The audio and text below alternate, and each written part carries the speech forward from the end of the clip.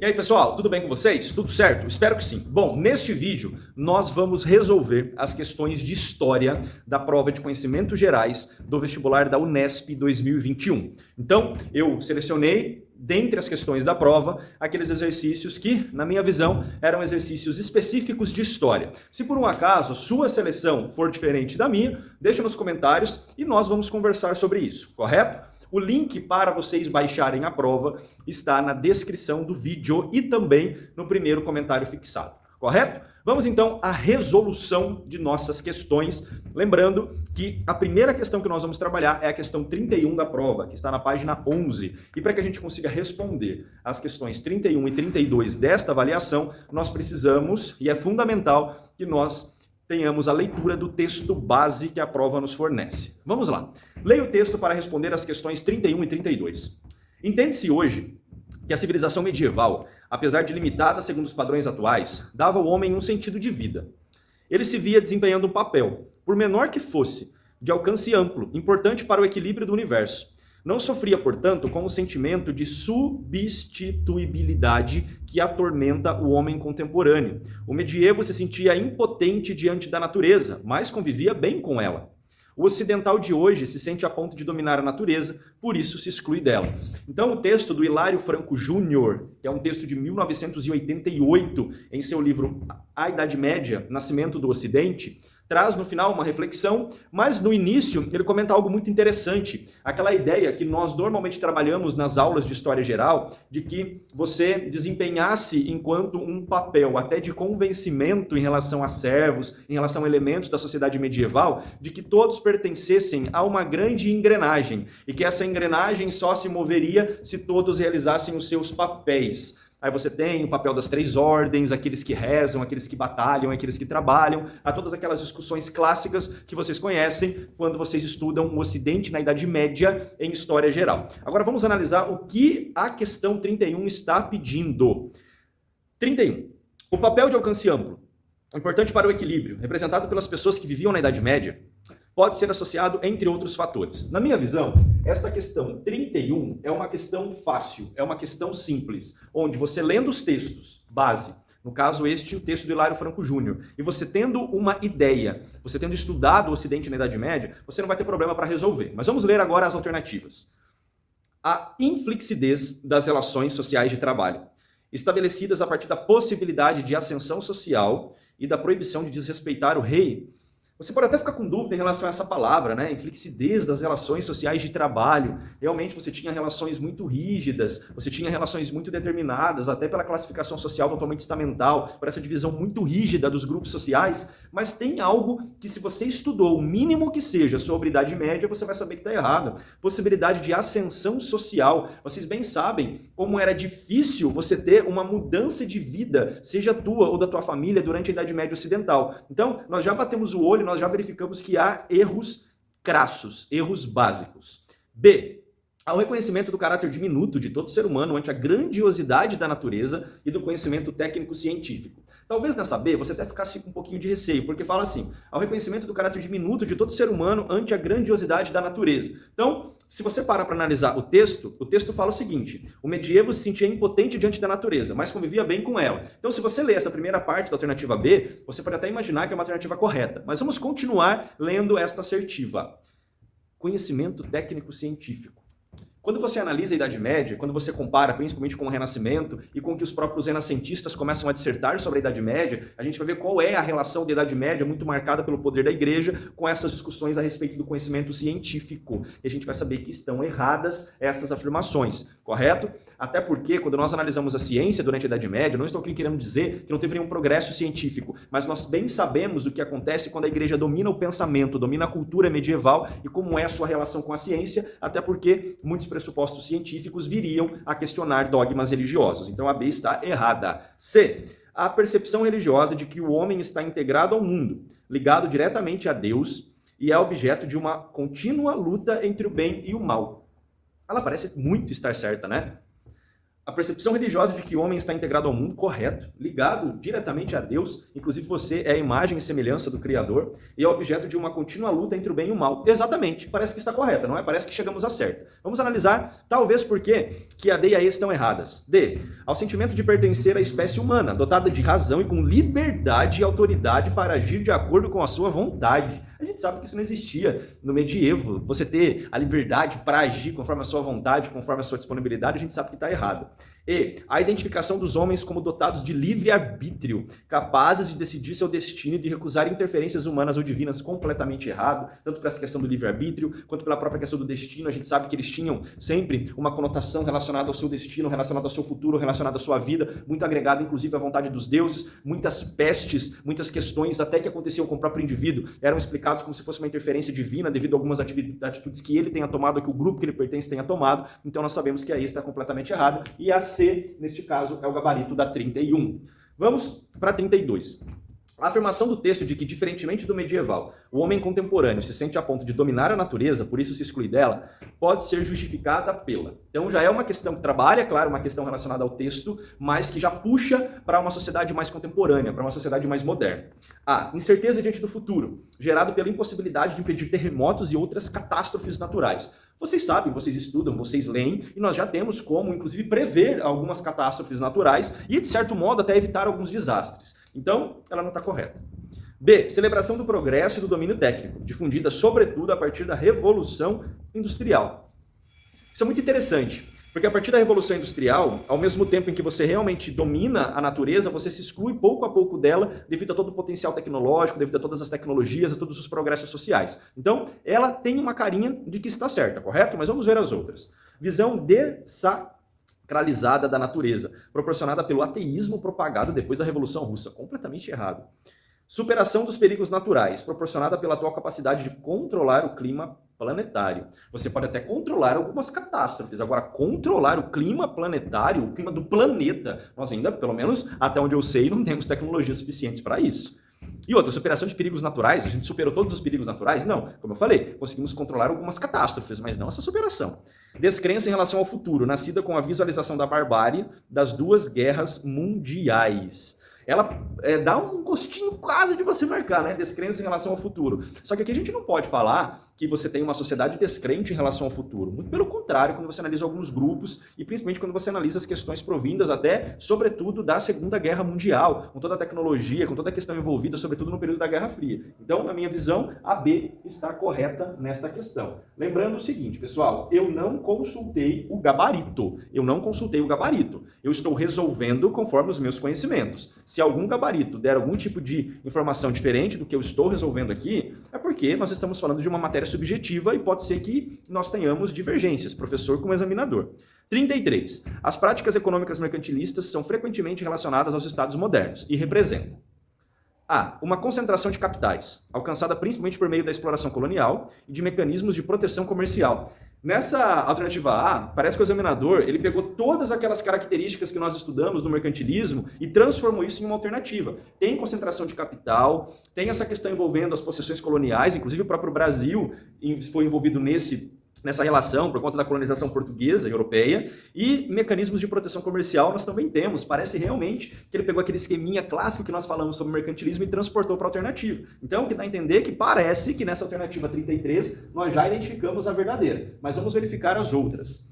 Uma difusão do comércio em escala mundial, obtida com a globalização da economia e a multipolaridade geoestratégica. Isso não aconteceu, até porque sim, nós tivemos uma maior integração de algumas regiões devido a um movimento, até como consequência de todo esse avanço capitalista europeu, que foi as grandes navegações, mas você encarar isso como realmente uma difusão de um mercado mundial, provendo essa multipolaridade geoestratégica, isso não acontece. Isso é algo muito mais contemporâneo e não relacionado ao início da Idade Moderna. C. Uma redução profunda no grau de intervenção do Estado na economia, que passou a ser gerida pelos movimentos do mercado. Muito pelo contrário, o intervencionismo é uma marca do mercantilismo. D. O resultado da concentração do poder político nas mãos dos governantes que defendiam, sobretudo, os valores e interesses da burguesia industrial. Não. Você tem uma centralização muito grande nas mãos do rei e você tem uma burguesia comercial, não uma burguesia industrial. É importante também você ter em mente essa diferença. E o combate sistemático às formas compulsórias de trabalho que impediam o crescimento dos mercados consumidores internos nos países europeus. Como isso, se nós temos a escravidão como marcante nesse período? Então, uma questão simples, uma questão fácil, que você já identificava a verdadeira ao ler a assertiva número A. Vamos lá, 35, uma questão sobre Brasil, Brasil colônia. A produção de açúcar no Brasil colonial era parte de um conjunto de processos e relações que ultrapassavam os limites da colônia e incluíam. Então você precisa ter conhecimentos sobre o Brasil colonial açucareiro, sobre a sociedade do açúcar. A estruturação do engenho comunidade produtiva, a disposição portuguesa de povoar a colônia e o comércio sistemático com a América Espanhola. Estruturação do engenho comunidade produtiva está correto. Essa questão da disposição portuguesa de povoar a colônia, eu vejo com um olhar um pouquinho reticente. Por quê? Porque, sobretudo nesse início do século XVI, quando você começa a ter os engenhos sendo instalados no Brasil, você, claro, tem a fundação de vilas, tem a fundação de povoados, mas você falar que tem uma disposição realmente de povoar a colônia, eu não vejo com esse radicalismo para a gente considerar isso como verdadeiro. E agora, comércio sistemático com a América Espanhola, isso não acontecia. Então, por isso que ela está errada. B. As técnicas de cultivo indígenas, as mudas de cana procedentes do mundo árabe e a intermediação britânica na comercialização. Pessoal, ela já começa errada, a gente nem precisa ficar acendendo vela para defunto barato. Por quê? As técnicas de cultivo indígenas, sendo que a inserção da cana-de-açúcar tem uma série de razões. E uma das razões era a experiência portuguesa em outras possessões coloniais, não a experiência indígena. C. A adaptação da cana à terra roxa do Nordeste, o conhecimento técnico dos imigrantes e a atuação holandesa no transporte marítimo.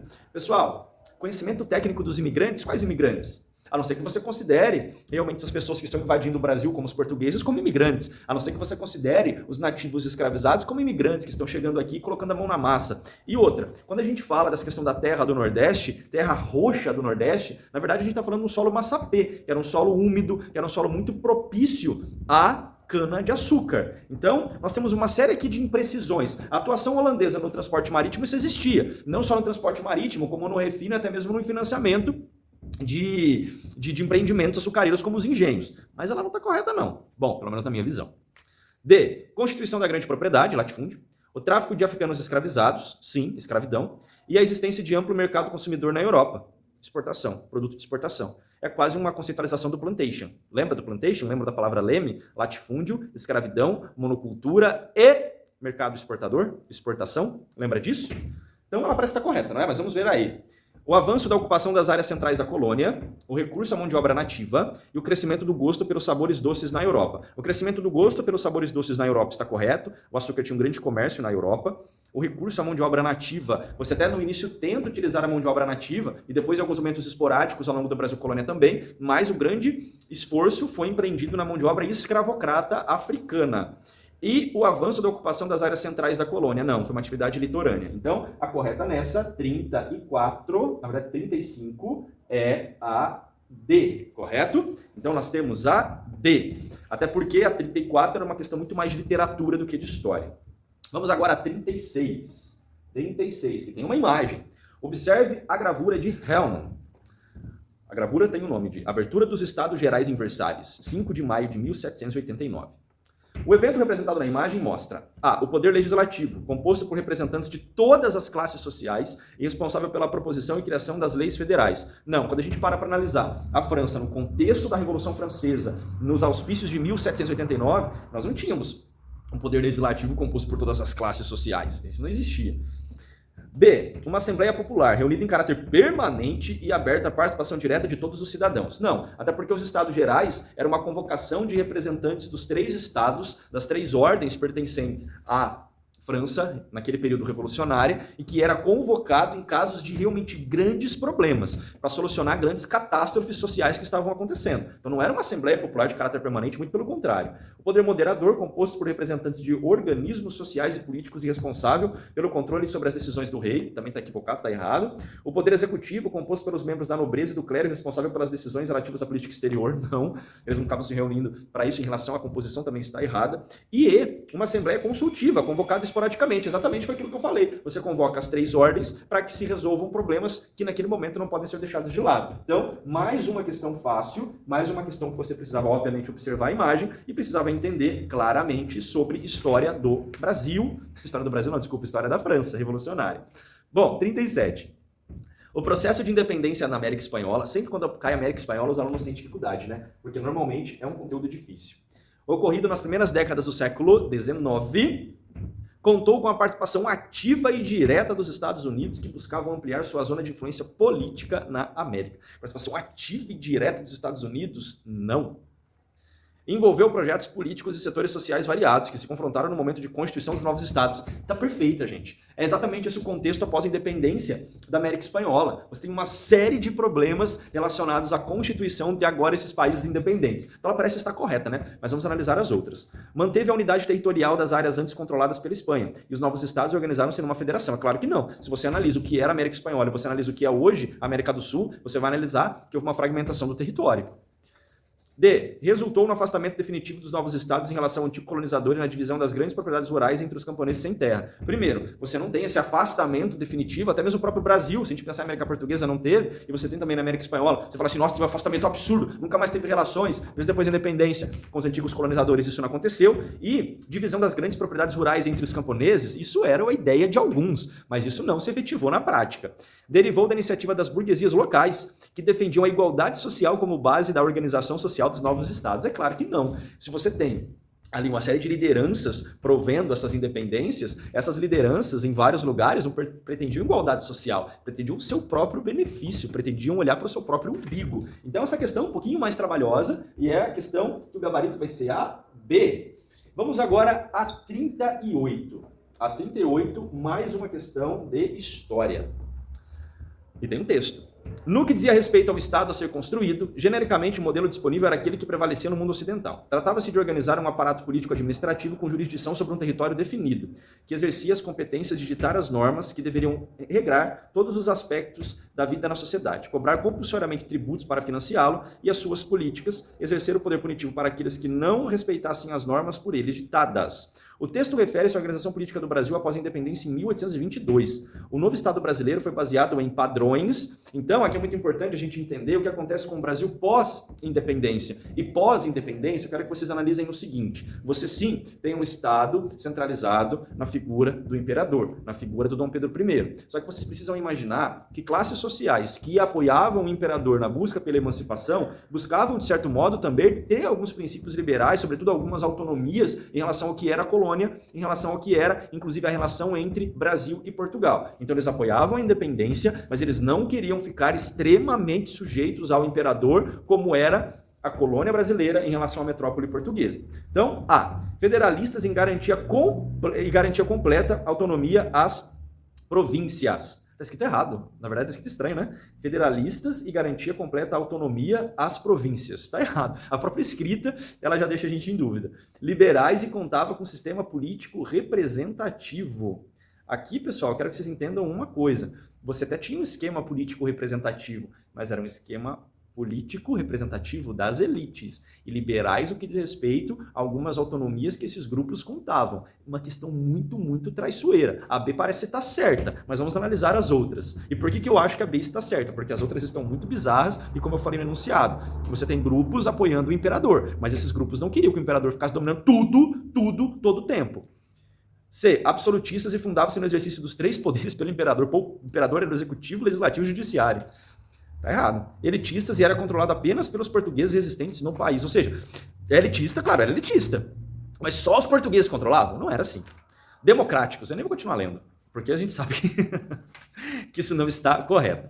Pessoal, então eu separei pra gente essas questões. Isso aqui foi a 38, a 38B. Separei para vocês essas 1, 2, 3, 4, 5, 6, 7 questões, que eu considero que são questões especificadamente de história, só história envolvido, e que a gente pode discutir uma série de questões interessantes. A gente teve aqui independência da América Espanhola, teve história do Brasil, tanto colonial quanto imperial, nós tivemos também Revolução Francesa, tivemos Idade Média, ou seja, uma ampla gama de conteúdos, uma ampla gama de assuntos, certo? Espero que vocês tenham gostado desse vídeo. Lembrando que esses vídeos de resolução eles são importantes, até para que a gente comente sobre essas provas que estão acontecendo no país em 2021. Faremos vários vídeos sobre isso, e são vídeos que você pode consultar quando você tiver alguma dúvida. Lembrando que esse é o meu gabarito. Eu não conferi o gabarito da instituição, eu não conferi o gabarito da prova. Então, se o gabarito variou, se teve alguma modificação, pessoal, entendo que é uma disciplina subjetiva. Inclusive, são questões que vocês observaram, não são questões decorativas, são questões para você analisar, são questões para você pensar, muito próximo aqui ao Enem, certo?